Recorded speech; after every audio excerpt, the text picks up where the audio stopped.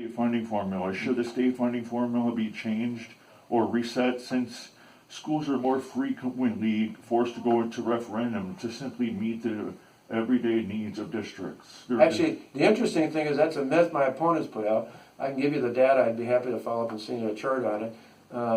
Since I've been governor, compared to when Jim Doyle was governor, there have actually been fewer referendum questions. And of the ones that have passed, there have been more that passed, but they were for capital expenses, not operating expenditures. And so the reason for that is, part of it is because property taxes went down.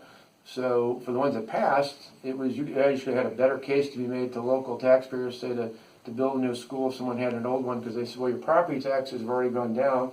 This is a great time to pass the building referendum. But overall referendum questions are less than when Jim Doyle was in, and the ones that were for going beyond the operating limits were actually less during my tenure than they were under Jim Doyle. The overall deal, though, is that we put $11.5 billion into schools. That's an extra $200 for every student increase in every school district in the state. We did that so it was equal all across the state of Wisconsin. Discussions about the school aid formula, I think, are something we're going to look to in the future. For the last year, there's been a blue ribbon commission that the legislature's had where they've been looking at the school aid formula, and I don't think any of us are looking to try and preempt that before they complete their work in the next year. Okay. And then this is in regards to Foxconn. With Foxconn coming, how will Wisconsin handling the housing demand, including the need for land, essentially? Like, where are the houses going to go? Yeah. We've been working with the Wisconsin Builders Association, with the Wisconsin Realtors and others to try and work with local communities all throughout, not just Racine County, but Kenosha County, Walworth County, even bits of Milwaukee County, because you're right, it's a big issue. We think not only initially, but we think over time, even for some of the people that maybe initially are hired that come out of Illinois. We've seen it with Uline, we've seen it with Amazon, we've seen it with Kendall Manufacturing and others. As businesses move north, eventually people, even if they started out working over the state line, they eventually realize cost of living is good, quality of life is good, property taxes are down, there's a lot of advantages here. So that's why we've been working with all these groups to work with local governments to see how we could put in help with more affordable housing, more options out there. There's an effort with Foxconn to local governments to work on the smart cities concept, to look at a nice mix from rental properties to owner-occupied, from multifamily to single family, just a real nice mix, because when you're adding 13,000 jobs, that's like adding an entire city. And now, will this fuel urban sprawl, which means that there will be less farmland, and do you feel that that's going to create a further strain on the agriculture industry in Wisconsin?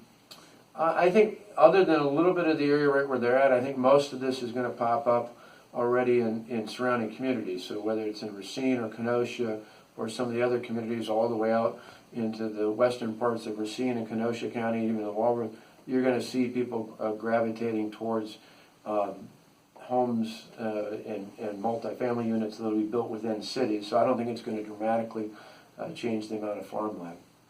Okay. Do you feel that that it may create a strain on the dairy industry in particular, considering that is one of the more hurting industries in the state? They are, actually, in their case, even though I don't think it'll eat up more farmland, they would actually like that, the dairy industry would, because they think there's too much milk production. That's why their milk prices are down, so they actually don't need anybody. They don't need more people milking, they actually need fewer people, just because sales are so nationwide, there's so much milk in the market, the prices are down. They'd actually like to have fewer people. They either like to have fewer people milking, or they'd like to have more markets for cheese and other dairy products around the world. We've been pushing on the latter because we're not trying to shut any dairy operations down, but we certainly want to get to a place where farmers can get by, because right now it's very, very difficult all across the country.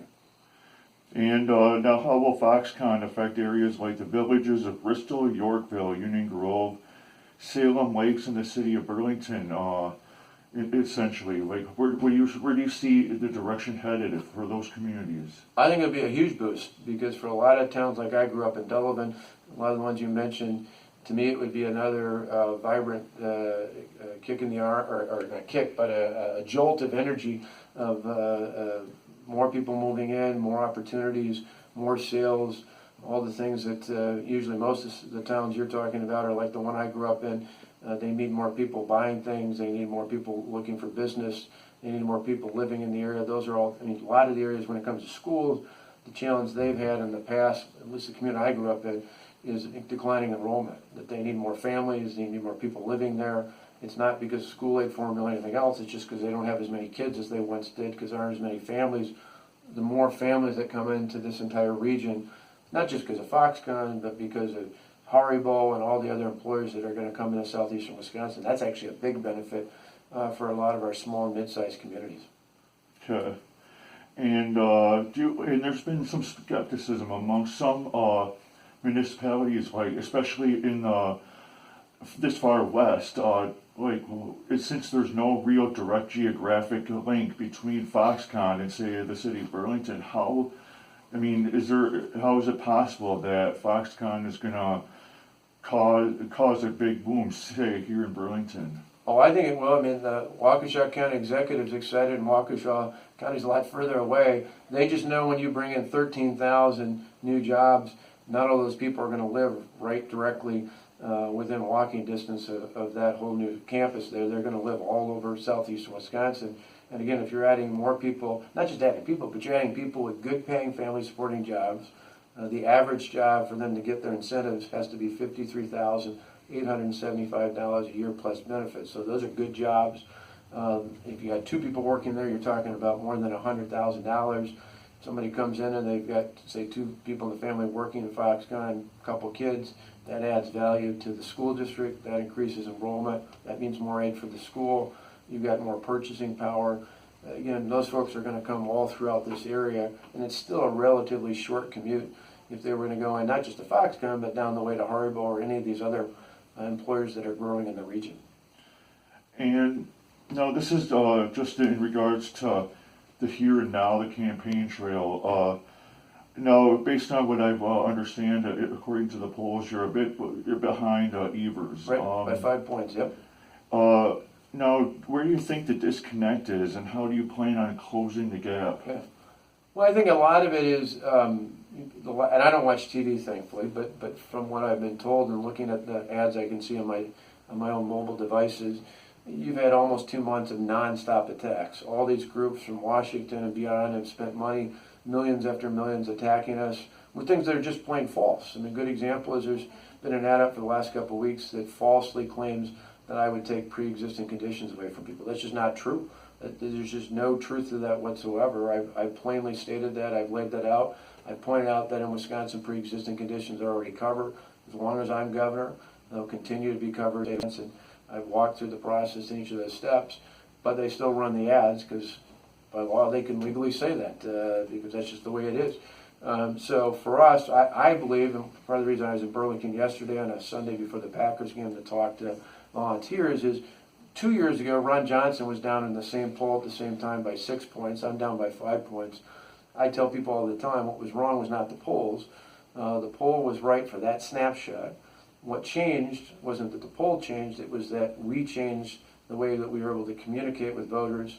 We got the facts out. It made a difference 2 years ago. I believe if we do the same thing in this election, it'll have the same result. If the truth gets out, the facts get out, and people see that we have more jobs and higher wages in this state, and that that's all at risk, that Wisconsin really is working. Again, if we're to turn back now, if people see and understand that, I believe we'll win the election. Okay. And the last question is in regards to the recent announcement today. Sure. The funding level, how much, compared to millions, say last year compared to this year, are you investing?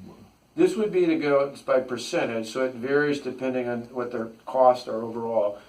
Historically, excuse me, I think all the way back to 1994, the highest they've ever got for the state picking up the portion of county costs for county highway projects has been 28.2%. Was the previous high mark. That was back 20 years ago in 1998.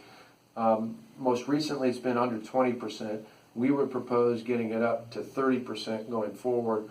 So I believe, if my numbers are right, I think this last year the dollar was $111 million, I believe. That was the biggest increase they got in the last budget in about 20 years. This would be a sizable amount to get. So if you went to the full 30% rate, or 30% right now, that's over $50 million above and beyond where they're at. So it's a massive increase. And the reason for that, people say, where's the money come from?